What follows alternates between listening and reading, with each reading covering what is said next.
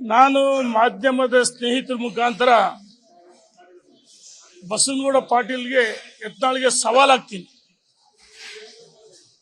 ಕಾಂಗ್ರೆಸ್ ಏಜೆಂಟ್ರಂತೆ ಮಾತಾಡ್ತಿದ್ದೀರಿ.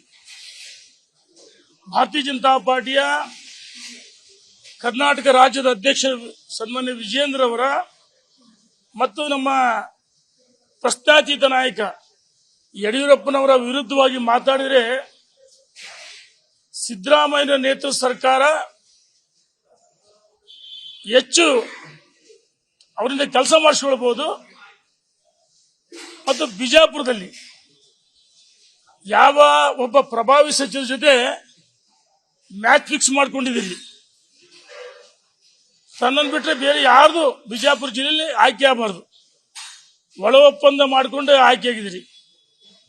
ಯಾರಿಗೆ ಗೊತ್ತಿಲ್ವಾ? ನೋಡಿ, ಕೋವಿಡ್ನಲ್ಲಿ ಭ್ರಷ್ಟಾಚಾರ ಅಂತೇಳಿ ಸನ್ಮಾನ್ಯ ಸಿದ್ದರಾಮಯ್ಯನವರು ಪ್ರತಿಪಕ್ಷ ನಾಯಕರಾಗಿದ್ದಾಗ ಅಧಿವೇಶನದ ಒಳಗಡೆ ಸುದೀರ್ಘವಾಗಿ ಚರ್ಚೆ ಆಗಿದೆ. ಮೊದಲನೇ ಅಲೆ ಮತ್ತು ಎರಡನೇ ಅಲೆಯಲ್ಲಿ 2,000 ಕೋಟಿ ಮಾತ್ರ ಬಿಡುಗಡೆಯಾಗಿದ್ದು.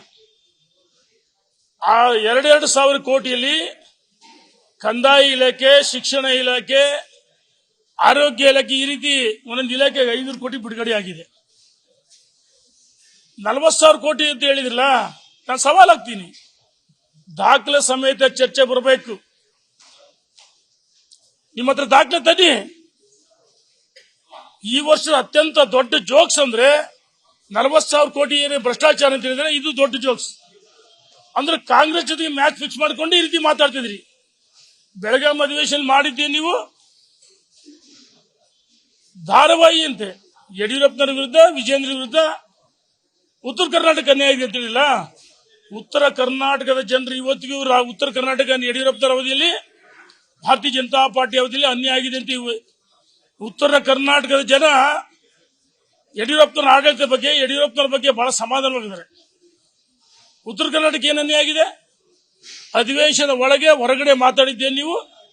ಯಡಿಯೂರಪ್ಪನವರ ಮತ್ತು ವಿಜೇಂದ್ರ ವಿರುದ್ಧ ಧಾರಾವಾಹಿ ತರ ಮಾತಾಡಿದಿರಿ. ಅಧಿವೇಶನ ಒಳಗೆ ಹೊರಗಡೆ ಈ ಸಮಯವನ್ನು ಅವಕಾಶ ಬಳಕೆ ಮಾಡಿಕೊಂಡು ಉತ್ತರ ಕರ್ನಾಟಕದ ಜ್ವಲಂತ ಸಮಸ್ಯೆಗಳ ಬಗ್ಗೆ ಮಾತಾಡಬೇಕಾಯಿತು. ಕಾಂಗ್ರೆಸ್ ವೈಫಲ್ಯಗಳ ಬಗ್ಗೆ ಮಾತಾಡಬೇಕಾಯಿತು. ಕಾಂಗ್ರೆಸ್ ವೈಫಲ್ಯಗಳ ಬಗ್ಗೆ ಮಾತಾಡಲಿಲ್ಲ.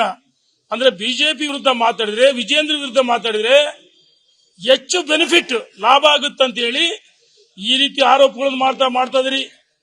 ನೀವೆಲ್ಲ 40,000 ಕೋಟಿ ಹೇಳ್ತಾಗಿಲ್ಲ. ಸಿದ್ದರಾಮಯ್ಯ ಟ್ವೀಟ್ ಮಾಡಿದ್ರು. ನಿನ್ನೆ ದಿವಸ ಪ್ರಿಯಾಂಕಾ ಖರ್ಗೆ ಅವರು ಹೇಳಿದ್ದಾರೆ, ದಾಖಲೆ ತನ್ನಿ ಅಂತ ಹೇಳಿದ್ರು. ತನ್ನಿ ದಾಖಲೆ. ಅಧಿವೇಶನ ಒಳಗಡೆ ಸುದೀರ್ಘವಾಗಿ ಚರ್ಚೆ ಆಗಿದೆ. ಸಿದ್ದರಾಮಯ್ಯನವರು ಗಾಳಿಯಲ್ಲಿ ಗುಂಡಿಡಿದ್ರು. ಭ್ರಷ್ಟಾಚಾರ ಆಗಿದೆ ಅಂತ ಹೇಳಿ, ಬ್ರಹ್ಮಾಂಡ ಭ್ರಷ್ಟಾಚಾರ ಅಂತ ಹೇಳಿ. ದಾಖಲೆಗಳು ಇಲ್ಲ.